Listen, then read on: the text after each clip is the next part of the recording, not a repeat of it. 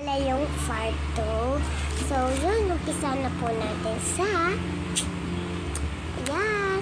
Sa pagpapakita ko ng aking mga photocard. So, ano na tayo guys? Blackpink photocard and BTS photocard. So, ito lang po ang huli kong napakita. So, ayan. Ang second naman natin ay ito. So, kambal po siya. Ayan.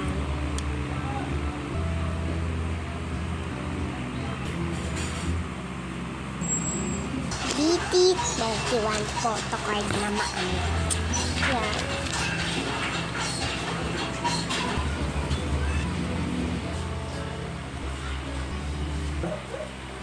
So, yun, bago po tapos ang ating vlog, bibilangin po natin lahat ng mga photocard. So, mamaya na lang, bibilangin ko po muna. So, tapos ko na po siya bilangin. So, bali mga 22 po siya. So, dito na nagtatapos ang ating vlog. Bye-bye!